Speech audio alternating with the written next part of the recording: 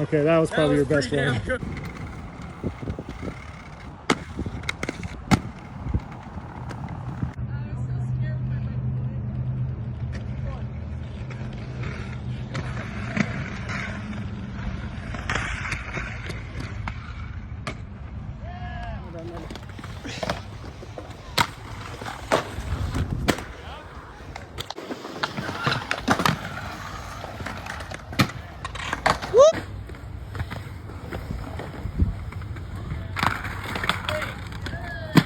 Yeah!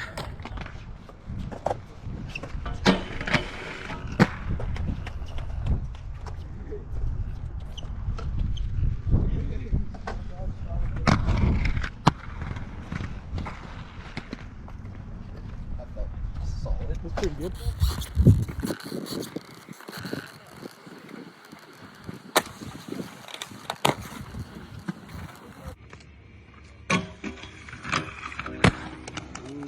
Yes.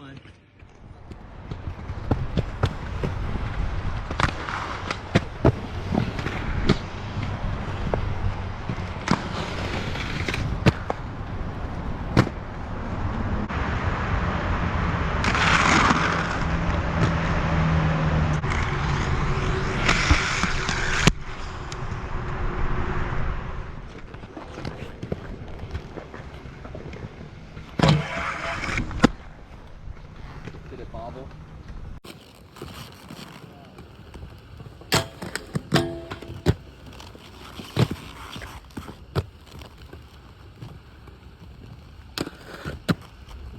Good job.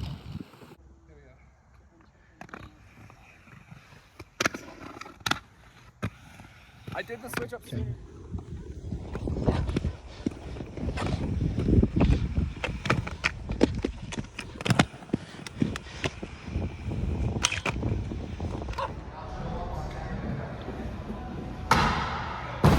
Yeah, there it is. That was like perfect.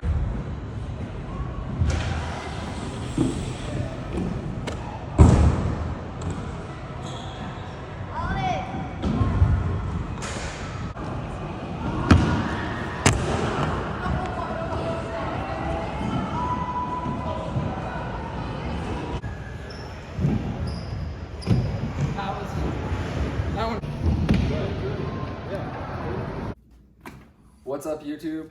Today we have a special review for you. This is the IQON AG 10, and I'm gonna get into it with you about this skate. It's a really awesome skate.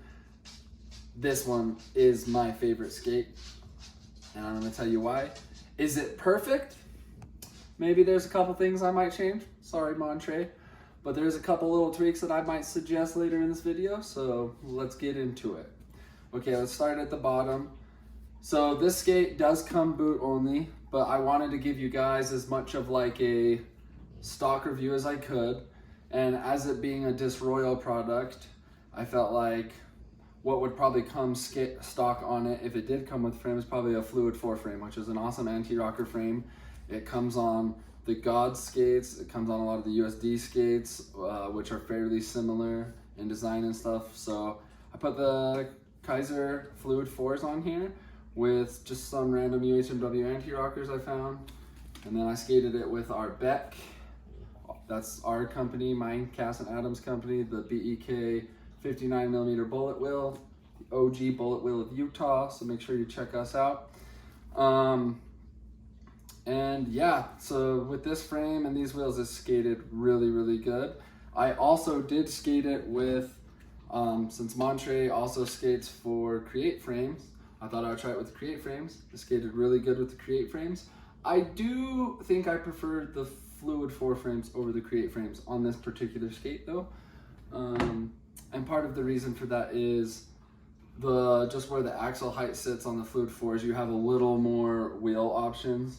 Whereas unless you want to Dremel your Soleplate with the Creates, the biggest you can skate is 59. And even then it was almost not enough space for the 59mm wheel. And then I also did skate it flat with the Kaiser Fluid 5s. Will be the first to admit I'm not a huge fan of skating flat. I get spanked every time from wheel bite and stuff. But it did skate pretty good with the flat frame. I was still able to do all my tricks with a little extra effort. And then that brings us to the Soleplate. This comes with a slightly updated version of the USD 7 Soleplate. It also comes on the Gods Frankie and the Gods Tim Franken or Team Skate. And I believe for Gods and IQON both, they did take the same dimensions and design from the USD 7, but the material is significantly better. I talked to both Montre and Frankie about it. I'm not sure what the exact change is, but it's a lot harder. It slides a lot faster than the original 7. And I love this Soleplate. The groove is so amazing. It's pretty big and meaty, but it's not so big that it makes you like slide out and fall all the time. I think it's a very appropriately sized Soleplate, especially for someone like me who's still kind of learning. The backside groove is amazing for Royales and Farfanugans. And it's cool because the inside groove is really good too. And I've never, on any other skate, I've never noticed or like cared what the inside groove is like. But when I was doing some Royales, my Royales are getting a lot better. I was able to focus on pushing that front foot down and getting the front foot boot down as well as the back foot on the Royale. And I just felt like it guided me all the way down the ledge or rail, and it felt really awesome. So the Soleplate is one of my favorite things about it. So that moves us up to the actual, we'll talk about the lower boot. So this is the AG10 boot.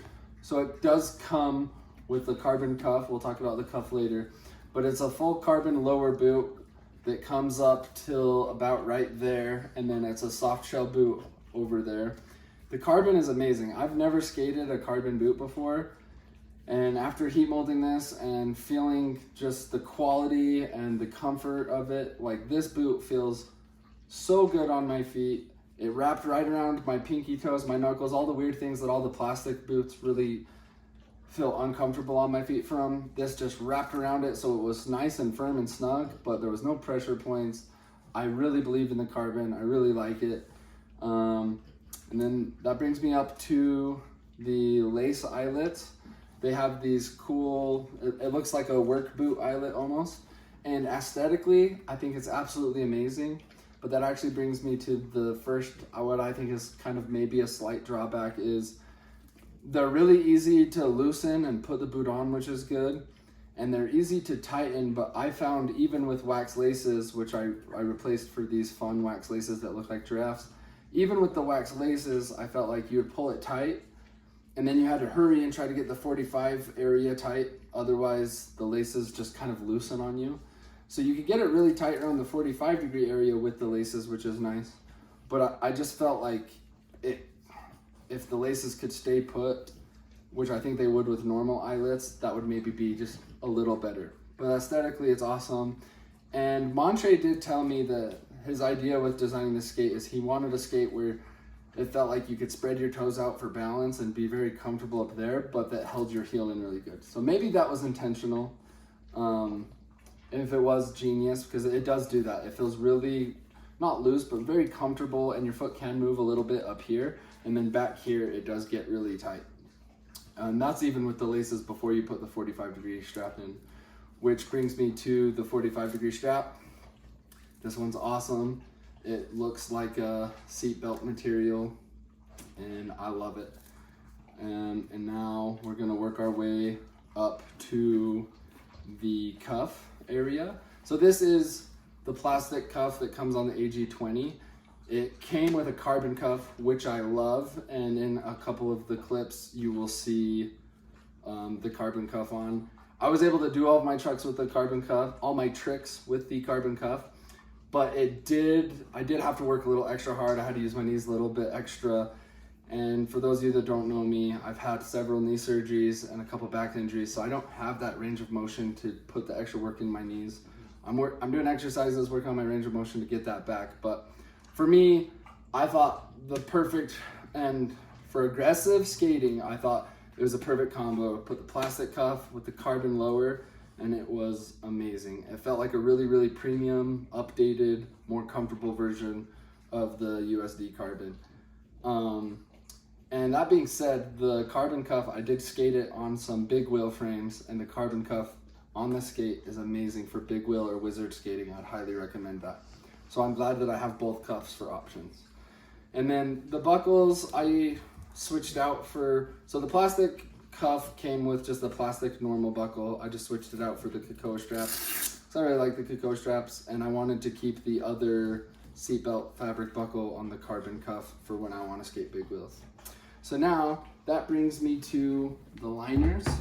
Right now I have the Intuition liners, which I skated, and the Intuition liners feel really, really good, but I have this weird problem with Intuition liners in any skate. It doesn't matter what skate. I thought I would try it with this skate, but any Intuition liner, any skate I put the Intuition liner in, my feet instantly go numb after 5 minutes, and I don't have that good of experience. I'm not sure why, but it just doesn't seem to be the liner for my foot in most skates. I did try the Intuition liner, but I'm honestly going to go back to the liner that came in it. This is the MyFit Prime liner. It's super good. It's supportive where you need it to. It's low profile where you want it to be. Your toes have room. Your ankle has the support. The tongue is this really awesome material that's stretchy. The one thing I could say I'd maybe change is make the top of the tongue a little wider, because it is kind of a narrow tongue and it can roll side to side on your leg a little bit. But other than that, this liner is pretty much perfect. It comes with most footbeds that come in liners, I throw out immediately, but this footbed that came in it, again, I have no foot pain or fatigue at all in this skate, which is really rare for me, and is why it's my favorite skate. So I think the footbeds and the liner that it came with are really good. Which brings us to the inside of the skate, which I think is pretty awesome. There's a couple things here. So a lot of skates in the bottom is just bare carbon or bare plastic. IQON really went the extra mile. They put this EVA foam on top of it. So it's basically you have your liner, your footbed, and then you basically have another thin footbed on top of your hardware. So you don't feel any of the hardware or any of the hard stuff nonsense going on under your foot, which I like. And then on top of that, they went an even another extra mile and they put a layer of EVA foam between the sole plate and between the boot, which is just like, I don't know if you've seen Mesmer skates, they have a similar thing. And that is just adding even more to that premium experience. And that's one thing I want to mention about the skate. When you hold it in your hand, it feels nice. It feels quality. It doesn't feel like some clunky plastic skate you bought like some of the other companies' skates do. And it is premium, and it does come with a premium price. So you do pay for the niceness, but I definitely think because of the carbon, because of some of the fine-tuned custom details in it, it is worth the price. And they're really robust. I've been kicking ledges, falling in. They're hardly even scuffed. They still look pretty much brand new. And I really love the skate. And on top of that, not to mention, if you do support the skate, well, real quick before we get too far ahead of ourselves, I do want to point out a couple cons that I just think, me personally, for a premium skate with this price that I think could be addressed and maybe fixed is, one thing is, it doesn't, because it's carbon maybe, these holes in the bottom that on the plastic skates that the USD7 comes with, they have hardware that give you extra stability on the sole plate. On this skate, it's only the frame bolts on your frame that are holding the sole plate on it, which is fine. I really don't think I noticed too much, but I do think for peace of mind or for certain tricks, or if you're landing hard, and I'm a big guy so I can feel the sole plate move side to side a little bit, it would be nice to have all 4 screws of the sole plate holding to the boot just for that extra responsiveness and rigidity. But part of the reason I think it doesn't is because I have a unique situation with this particular skate. So in USD, with the USD7, the shell break of the plastic boot that this sole plate was originally designed for goes from 8.9 and then it gaps to 10.5. But Montre was kind enough to make a true size 10 boot, which hardly any skate companies make, and it drives me crazy because I feel like that's the most average size foot there is. So more companies make 8.9 shells, which would be the 42-43 shell or the 27-28 shell. And that's a rant for a whole other video. But he did make an amazing fitting boot for my foot, which is a true size 10. But because of that, the true size 10 boot is a little too big for the size 9 sole plate, and it's a little too small for the 10.5 sole plate, which is what it comes on. And I love the size of the 10.5 sole plate because it gives you a little extra room for tricks. but because of that, you have a little bit of space around here. And I think I know that molds are really expensive, so I wouldn't be expecting Montre to just dump a bunch of money in doing a whole other mold for just a size 10 boot. But maybe you could get some extra fabric layered on the boot, so even though the shell is a size 10, it looks like a 10.5 and it fills that in and it looks a little better. But also if you could maybe adjust the holes in the mold or something so that they line up more under the boot so that you can mount the boot to the sole plate with those screws, I think that would just make an amazing skate and an amazing ride even better. So those are the only critiques I really have for it. Is I think the lace holes, a traditional hole, you're gonna get better grip and be able to tighten your skate more securely with traditional eyelets. And then I do think there's a little bit of refining on the sole plate and the sizing for the size 10 specifically. If you're a 10.5 or you're a size 9, you don't even need to worry about that. It lines up perfect. And if you're really desperate and really want the extra hardware like I'm talking about, you could probably be really careful and drill the holes through the boot and set that up yourself. But like I said, for me specifically, that's a very tiny complaint because I have the size 10. And it still looks amazing. This skate is so good. Which now gets me to the people behind this brand. Montre and the folks at Disc Royal and the folks at Power Slide are really awesome people. They've done a lot for the rollerblade community. So I think this is an amazing brand worth putting your money into and worth supporting. And this was one of the first skates that came out. And very rarely does a new brand come out that has this quality of a product that skates this well. It does top sides well. It goes boot down well. The negative tricks are really fun on it. I can't think of anything like mechanically and physically wrong with this skate as far as the way it performs.